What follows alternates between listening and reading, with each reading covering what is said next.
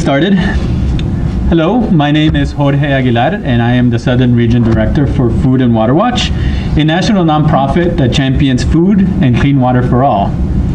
I'm proud to be here today standing with one of Virginia's true leaders, as well as allies from the social justice, environmental, and religious organizations in order to introduce legislation that would put Virginia on track towards 100% clean, renewable energy while getting off of dirty fossil fuels. Yes. You know, as our country right now and the state of Virginia reflect on the necessity and the opportunities of really deeply investing in clean renewables, Food and Water Watch wanted to use this moment in order to highlight our new report, Dominion's Energy Power Grab. A comprehensive report that details the many ways that Dominion's entrenched political power is the single greatest obstacle in obstructing our clean energy future in Virginia. I'll say that again. It is the single greatest obstacle to charting a clean energy future in our Commonwealth. It is clear that we, the people of Virginia, must recognize the way that outsized influence of companies like Dominion have over energy policy here in Virginia that comes at the expense of people, communities, and the environment. And worse yet, imperils the future we are leaving behind for future generations that will have to cope with climate change. That is why it's my pleasure today to introduce a visionary leader that sees our renewable energy future can still shine bright if we use innovation, entrepreneurship, and if we harness the huge potential of human energy when Virginians work together. So it is my pleasure to introduce the lead sponsor of the OFAC, Delegate Sam Razul.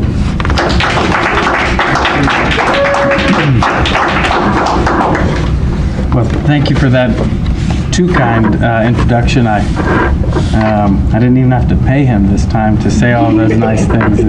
Very kind of you, Jorge, to share some of those beautiful words. I also want to acknowledge, there are several organizations you're going to hear from here shortly, but also our great friends at CCAN are in the room. Thank you, Jim, for representing CCAN. Let's give them a round of applause. And a true champion for environmental justice and has a long track record. In fact, the founder and chairman of the Virginia Environmental Renewable Energy Caucus, VEER, Delegate Alfonso Lopez. Delegate Lopez has fought the good fight for a long time. We really appreciate you being here and being a champion of renewable energy in all of its forms, for sure. And then we have some all kinds of rowdy activists that are in the room. Some really great friends, some pipeline resistors for sure. Thank you all for being here, and even my friend, chairman of a Democratic committee, Takeen Cooper. Thank you so much, Takeen, for joining us and being a voice for so many in Central Virginia. It's important to make sure that we are recognizing all of these different voices across the Commonwealth. And clearly, he's in the very close proximity to where that compressor station is charted to come in. But it's not coming in, is it? No, it is not. We're going to talk about that here in just a moment. Delegate Elizabeth Guzman will be joining us near the end. She has hit some traffic, believe it or not, coming from Northern Virginia. Who would have thought? But she'll be joining us here shortly as well. Both she and I, as well as many of you, come from a working class background. As a child of immigrants and as an immigrant herself, we have seen the interrelationship of climate justice with economic and social justice. And I think this is the important message here. In my family, didn't grow up as environmental advocates. They grew up as folks trying to make ends meet. This was clearly something that was pretty low on the totem pole as I was growing up. And now, we realize that the interrelationship, whether you live in Bangladesh, you live in Union Hill, you live in Hampton Roads, and a lot of our dear friends with the Poor People's Campaign in North Carolina are realizing that there's a strong intersectionality as we are fighting for social justice, economic justice, and environmental justice. They're all one and the same for sure. So, it's important for us to not be able to sit idle and to recognize that all of these struggles have this common thread. And this common thread is important for us, as Jesse Jackson used to talk about in his Rainbow Push Coalition. We're all part of this big quilt.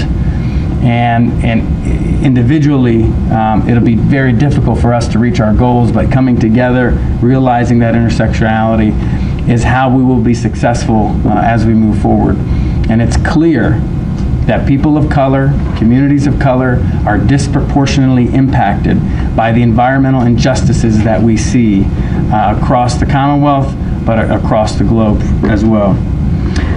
So I have the pleasure of being able to reintroduce, in this session, will be House Bill 1635, which is the OFF Act, which will get us to 100% renewables by 2035.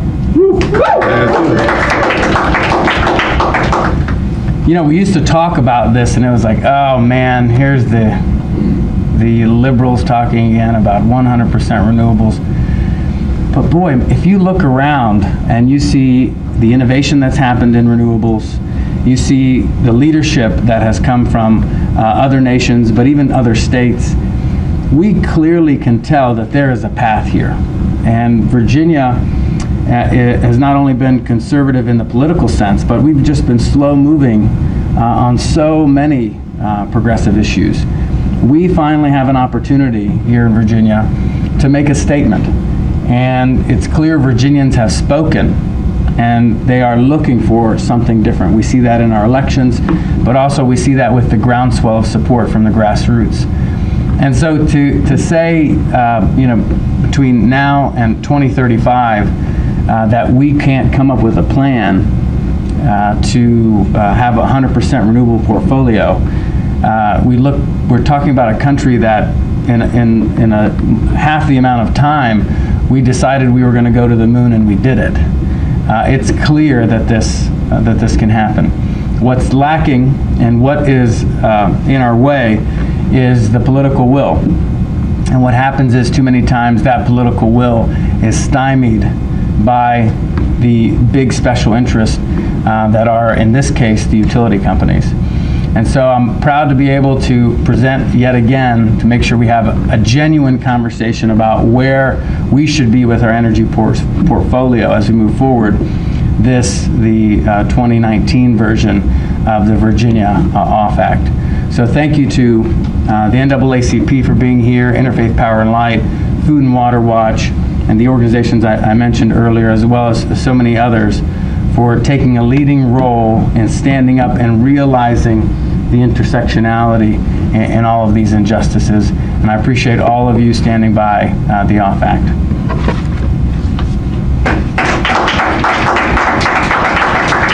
Thank you, Delegate Razul. And I want to make clear that this ambitious bill that Delegate Razul has introduced has two components, right? One does say Virginia should be moving to 100% by 2035, but it also puts a moratorium on any new permits that would go towards any new types of fossil fuel projects, be they plants, newer coal plants, fracking, pipelines, of course. And we know that Virginia is considering several of them. And so those are the two main components, and that's why this bill is getting a lot of support from Virginians as well as other legislators. But with that, I want to introduce Jesse Pearson, the political director of the Virginia NAACP. Jesse. Good afternoon. Good afternoon. Again, my name is Jesse Frierson, and I'm the Political Action Committee Chair, Virginia State Conference NAACP. We're proud to stand here today with legislators as well as friends and compatriots in representing the 80 NAACP branches around the state, the many churches, community groups, organizations, and families who are really concerned about what is going on and what's happening with their environments. Not only that, the cost of fuel to heat and power their homes as well. Over many years, our constituents have had a mixed relationship with Dominion Energy as well as other power companies in Virginia. While it's good to be able to flip the switch to have reliable power come into your home, at the same time, it's bedeviling to have so many of our communities live in tough areas that are beset with pollution of many kinds, about the exact same companies that provide that reliable power to so many families. We have a real concern about that. The NAACP has no problem whatsoever with pairing with Delegate Razul and others to help support this bill. With rapidly rising power rates in many of our communities, declining job opportunities, declining incomes, lack of quality education, and many other issues, there are a lot of families across Virginia that are struggling to pay their power bills as well as to take care of their families. At the same time, Dominion Energy has a great need for employees and workers, particularly linemen. That presents a huge opportunity. So part of what we challenge Dominion and the other power companies to do is to fill that gap, fill that need with so many of their employees who are out there in the field working every day, as well as others who are approaching retirement. They have a great demand to have that next generation of employees come in to help care of the company for however long in the future. At the same time, we all know that to meet these lofty goals, there will be a demand, a need for clean energy. At the same time, we challenge Dominion and the other utility companies to create innovative programs to bring in that next generation of employees to teach and train them in the areas of solar, wind, and other power.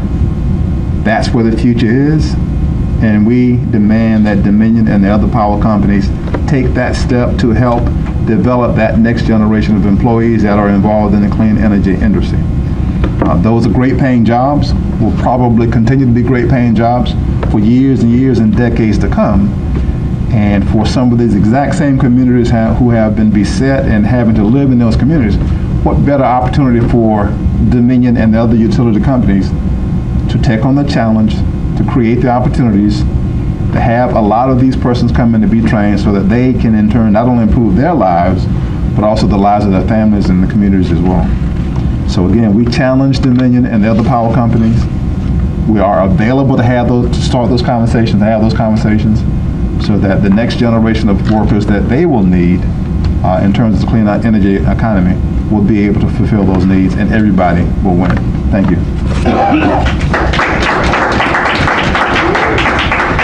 Thank you, Jesse.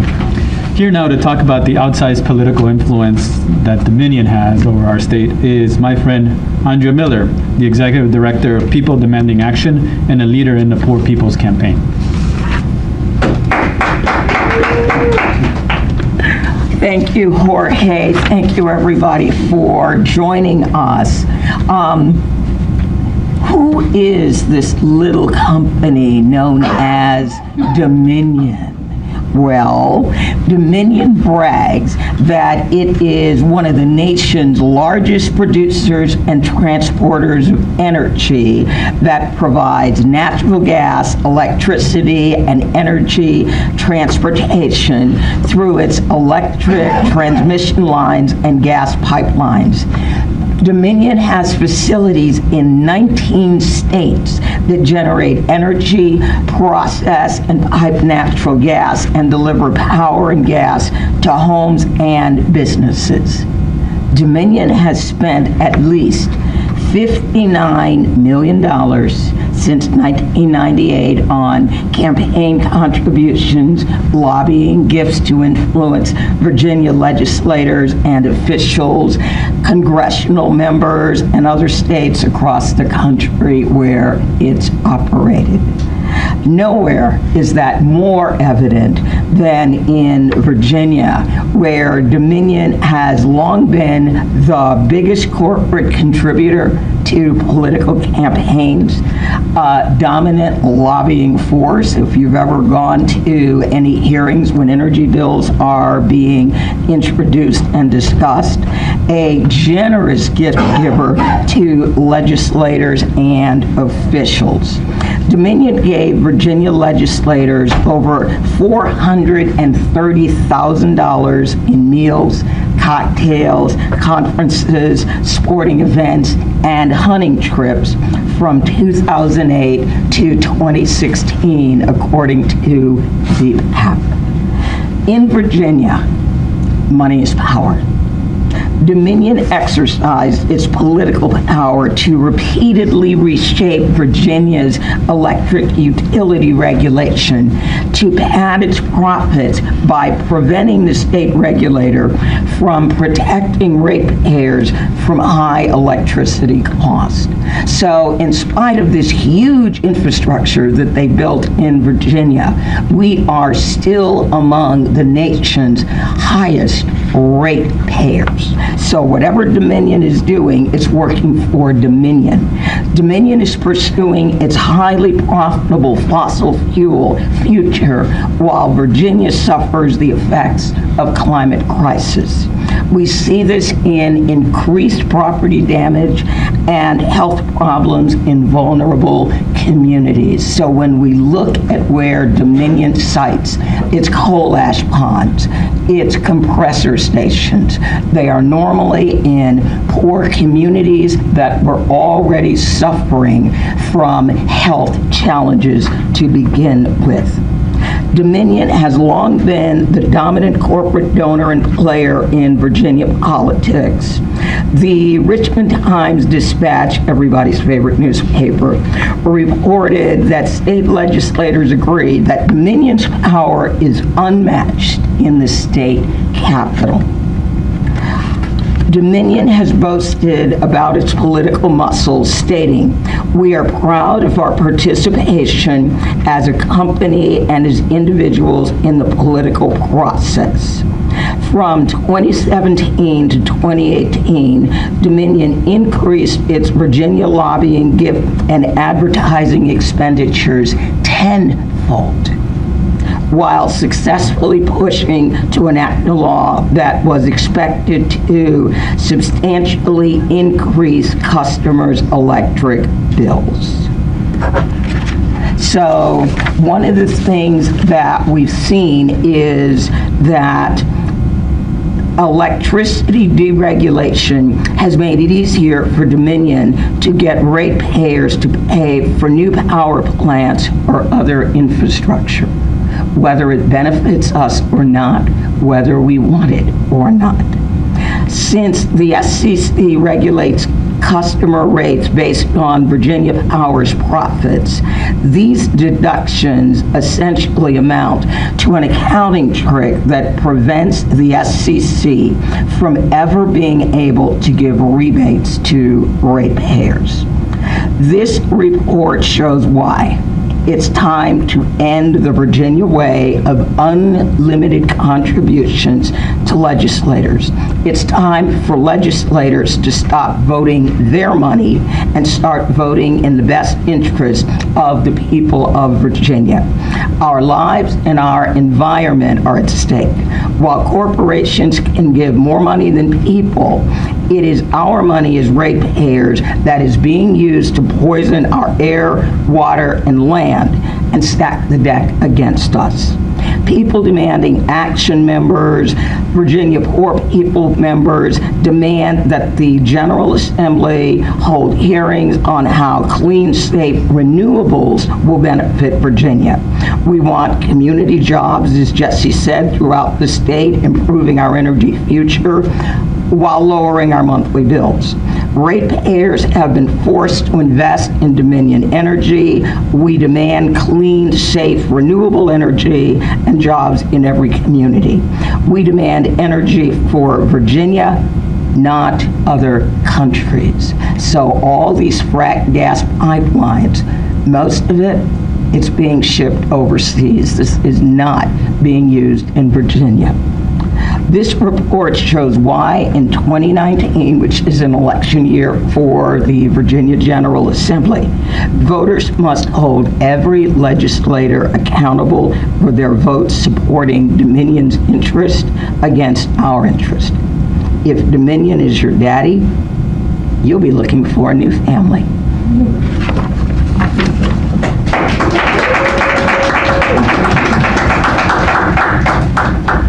Thank you, Andrea. So it's clearly documented in Food and Water Watch's report is the amount of giving that Dominion has given to the Virginia General Assembly over the past 20 years. We have found that that $10 million has mostly gone to a small group of legislators, about 24 of them, which are highlighted in this particular report and scores them against very, very crucial votes that came down that related to Dominion and how a lot of these votes went the way of Dominion. So I encourage you to check that out. It's in our Food and Water Watch report, Dominion Energy's Power Grab. So what's clear though is not only must legislators make sure that we pass Sam Razul's OFF Act to make sure we get off fossil fuels and move towards an 100% renewable energy, but that we make sure that Dominion is blocked from continuing to influence our energy policy in Virginia. So now I want to introduce my friend Kendall Crawford. She is the Executive Director of Interfaith Power and Light, as well as spokesperson for Virginia Interfaith Center for Public Policy.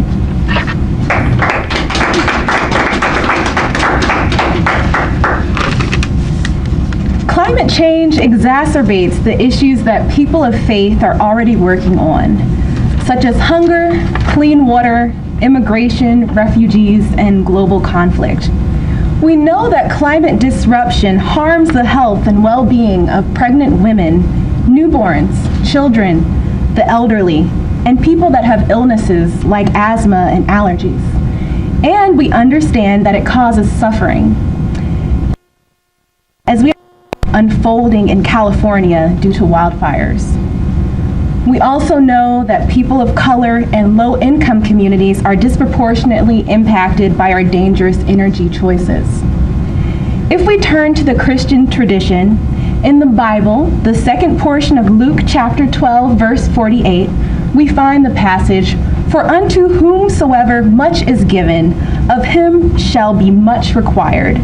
And to whom men have committed much, of him they will ask the more."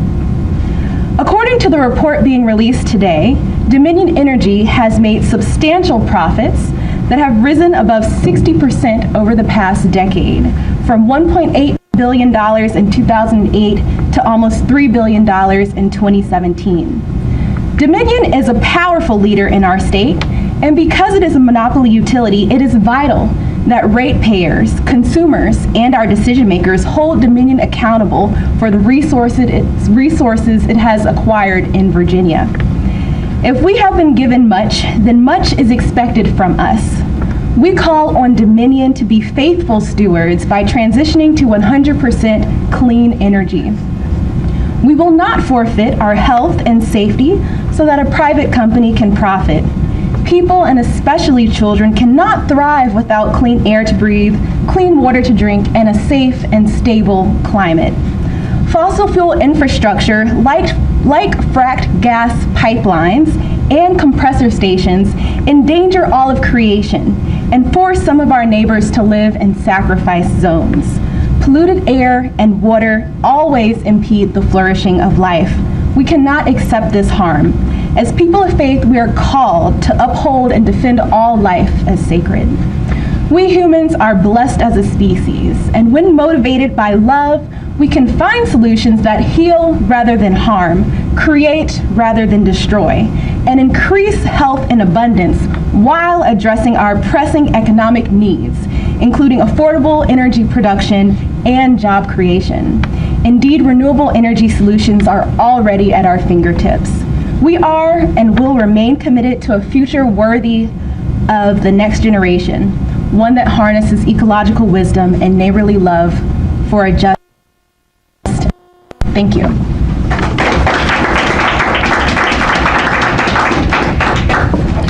Thank you, Kendall. So today in Virginia, Dominion's energy portfolio consists of 71% fossil fuel sources. The percentage of renewables that Dominion is sourcing right now is 0.3%, which is outrageous. The truth of the matter is that the headlines right now show that Dominion is starting a pilot project of offshore wind. And while that is a good thing, it is dwarfed significantly by its investment in natural gas power plants, like a project that is building in Greenville County, Virginia. This project is 100 times the size of what it intends to do with its offshore wind. These are the kind of investments that Dominion is really making, that again, we are really calling on Virginia legislators to solve. So the next speaker is here to talk about an ongoing fight against pipelines, against compressor stations being pushed by Dominion. I'm proud to introduce Stacy Lovelace from Pipeline Resistance.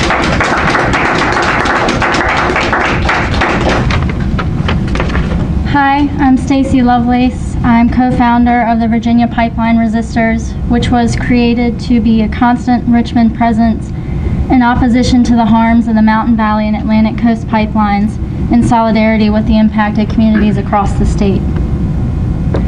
Last week, in a comment I made at the hearing for the Atlantic Coast Pipeline's Buckingham Compressor Station, I found myself asking the Air Board, why is our Department of Environmental Quality seeking the approval for unnecessary infrastructure that will damage air quality and disproportionately impact marginalized communities, especially when we have the renewable energy technology that renders new pipelines obsolete? And the answer is Dominion.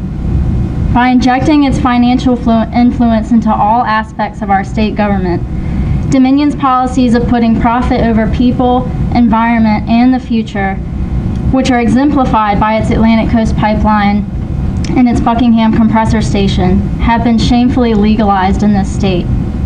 This is confirmed by our Department of Environmental Quality's willingness to rubber stamp Dominion's pipeline and compressor station, and Governor Northam, the very top of our state government, his unwavering support for the project. In this case, he's actively opposed environmental justice. The compressor station alone will produce enough carbon dioxide emissions to negate almost 1/3 of Virginia's proposed carbon dioxide reductions to address climate change. It will spew tons upon tons of toxic pollutants into the air annually. It'll produce constant high volume noise, and it'll create the constant threat of explosion. And all of this will happen in the mostly African American community of Union Hill. In fact, all along the pipeline route, it's clear that Dominion intended low-income communities, communities of color, and indigenous communities to bear a disproportionate share of the sacrifice. Even the recommendation from the governor's own Advisory Council on Environmental Justice that certification for the pipeline project be revoked has been ignored. It's abundantly clear that Virginians, our representatives, and our regulatory boards must stand up to Dominion and its dangerous policies. This includes the Air Pollution Control Board denying the air permit for the Buckingham Compressor Station at its meeting on December 10th. And this also includes supporting any bill like the OFF Act that will put a stop to projects like the frack gas Atlantic Coast Pipeline and its compressor station. Thank you.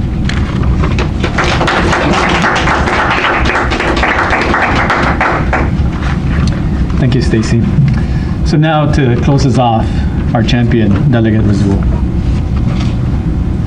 So we'll figure out if Delegate Guzman will be able to give some comments after the fact, but we'll take some, let me do it this way. Why don't we open it up to any questions that you have for any of us? Would an ethics bill addressing Dominion Power's influence, would that be a harder lift than the renewable energy bill? Seems like that might be a better first step. Yeah, when we say ethics bill, we had a bit of ethics reform that I voted against, actually, because it was, to me, a bunch of smoke and mirrors. Who cares about a $50 gift that somebody gives you when the real influence comes in the hundreds of thousands, if not millions of dollars of donations. So we've been down that path here in our recent history, especially after the gubernatorial scandal from several years ago. And you will see legislation that will go in that direction, legislation that prohibits donations from public service corporations, or at least utilities in particular. So we'll be hitting it from several different angles for sure. The bottom line is there's a bit of chicken and egg. We know that this is the right path, but we've got to make sure that we make enough noise on it. As it now stands, what is the possibility of the members of the General Assembly supporting the renewable effort and to reining back on the Dominion's power and influence over the General Assembly? I think it's going to be, the voters are going to need to step up and realize that whether it's approaching the conversation from a renewable energy perspective, or quite frankly, I think you'll have more studies that come out. So you've got one, and I know we have copies for everyone to leave with. But there'll be more studies that come out that clearly show that quite possibly the largest tax increase in Virginia history have been utility bills skyrocketing over the past decade. And that's something that we don't want to have a conversation about, but certainly when you talk about the largest tax increase, when you see people struggling to make ends meet, people are waking up and realizing, and it's impacting elections right now. So as far as things passing this legislative session, that's a tall task, but this is a call to action, to mobilize some folks, to make sure that as we go into this election season, that they know exactly what's happening. Yes, sir? I know that California passed a bill to get zero emission energy by 2045, 100%. By 2045, your plan's even more ambitious. How do you get there? Specifically, like what's the mix look like in Virginia? You know, this is a touchy subject. I wrote a piece called "The New Capitalism." So we have this tired debate of socialism versus capitalism, and I don't even know if we know what those terms completely mean sometimes. But what I was describing is what essentially is really happening right now. You have certain entrenched legacy interests that are controlling people like me to ensure that they protect their cash cows, their profit. And what that is doing is stifling the progress of innovation. So how do we really get there? We get there through innovation. And we are innovating. We have more information over the past 2 years than we've had in all of human history combined. So the innovation is there. The rate of progress is happening.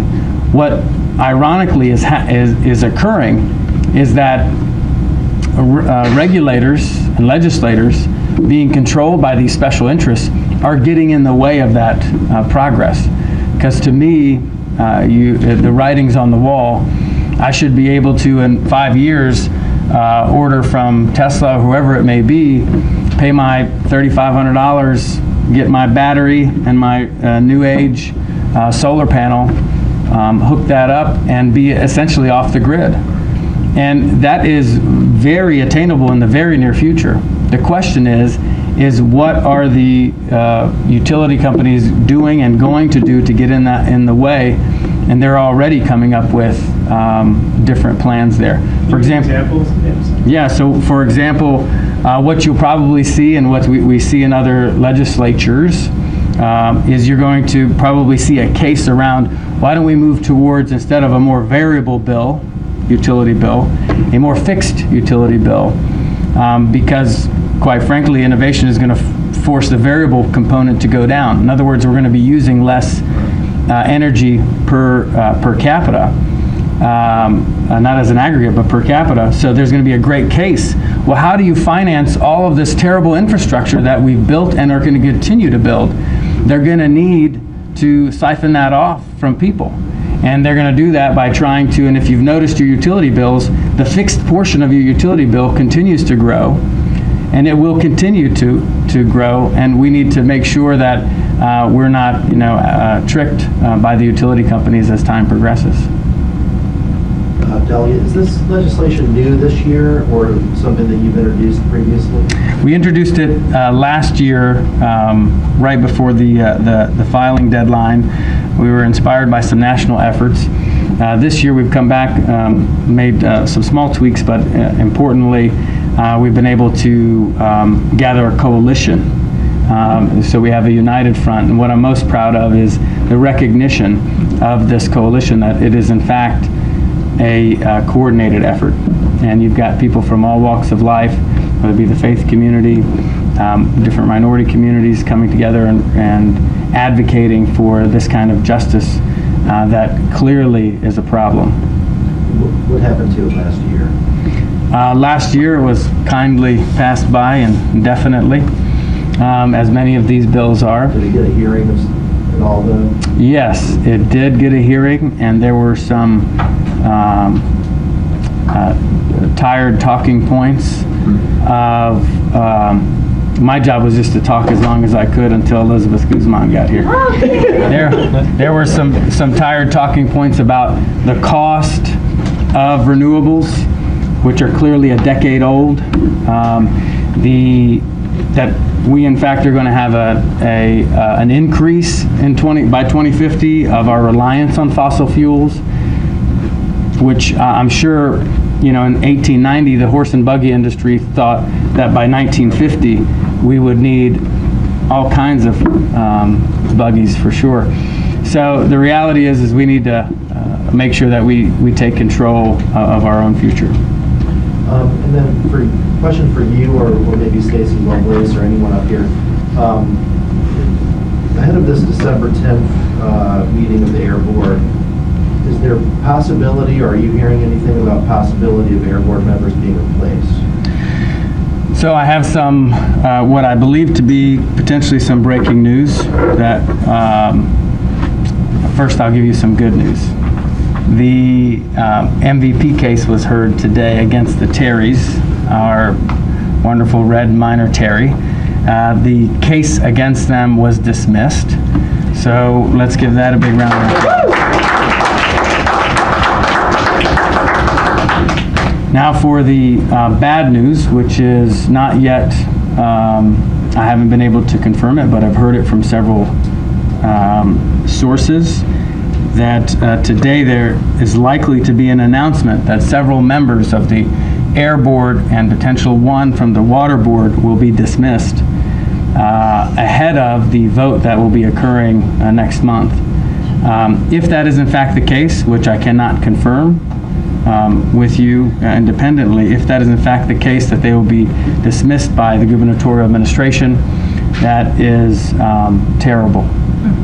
The voice of the people, so many people who have mobilized, who have come together and clearly made some awesome statements, some cases here, as you mentioned earlier, for that voice to be dismissed with a stroke of a pen is an injustice and an outrage. And I hope that is not the case, but if in fact that news does come out later today, I know that this administration and whoever else is behind it, Dominion Power, etc., you will hear from us.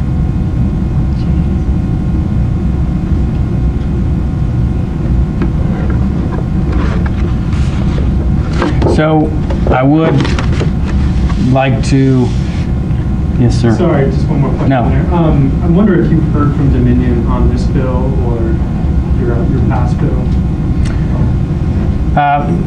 or your general sort of stance on it. Yeah, we had a number of conversations with Dominion last year around, of course, all this stuff is kind of interrelated when you get into the rate freeze and our policies and moving forward. I haven't talked with them this year about this policy. What I do caution people is to be careful when we talk about statistics, and so when you have, very negligible amount of investments in renewables to begin with, any other investment may look like a huge investment. So you may see something like, oh, there's a 50% increase, which still puts us way behind, for example, our neighbors to the south in North Carolina. So we need to, Jorge had mentioned the overall portfolio numbers, take a good hard look at what our portfolio can and should be as we move forward. With that, I do want to, I know we've had several questions and we'll be happy to take some more, but I do want to make sure that I introduce to you somebody who has been a champion. Many of you heard me mention earlier. We both are, as a child of immigrants, as an immigrant, a person who's been a strong voice for workers and for families, who clearly understands the interrelatedness between economic justice and environmental justice. Please let me turn the table over to my good friend, Delegate Elizabeth Guzman, for a few comments.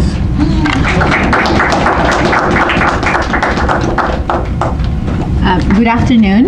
I am Delegate Elizabeth Guzman. I represent the 31st District, which includes parts of Prince William and Fauquier counties. And I'm also the chair of the freshman class. And I'm proud to announce that 13 out of the 16 members elected last year in 2017 refused to take money from Dominion Virginia Power.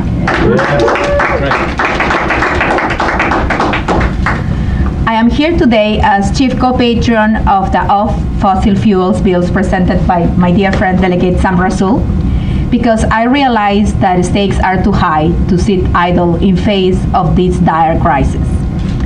Climate scientists have been warning us for years that we need to take action to curb our effects on this planet in regards to man-made global warming. The time is now to transition our grid in a direction that eliminates our usage of these fuels. We need renewables to power our grid now. Climate change is the single greatest threat to the continuation of our species, and I'm ready to fight and I hope you could join us. I think about my children and yours every time I worry about our climate and our dependence on oil, natural gas, coal, and wood. I don't want the future generations to think that we were able to do more but didn't have the will to stand up for what is right. We must protect the health of our children. Kids are uniquely threatened by air pollution from sources like coal plants and oil refineries. Children's lungs are more sensitive to air pollution than adults. Climate change exacerbates existing air pollution problems, which will only increase the health that impacts our children, especially those with respiratory diseases like asthma. As a mother of 4 children, I care about living clean air and healthy, livable planet for all of our kids and grandchildren. By 2035, my children will be probably in their mid-20s. I want our Commonwealth to be completely energy self-sufficient. I want our Commonwealth to be powered by green energy sources that don't poison our water, land, and air. I want our Commonwealth to be an example of where we organize together to fight our impact on climate and one. I stand here as a proud union member who knows that good jobs can be made in this transition. I stand here as an immigrant who wants to help this nation save the planet and our environment. I stand here as a Virginian who knows that time is now for us to take action before it gets worse. I stand here asking for your help to see this bill pass into law.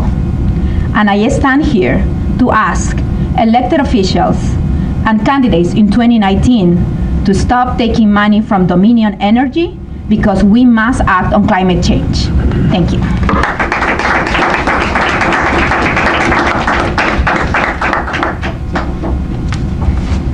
Thank you all for coming. The speakers will be available for any interviews one-on-one. Thank you.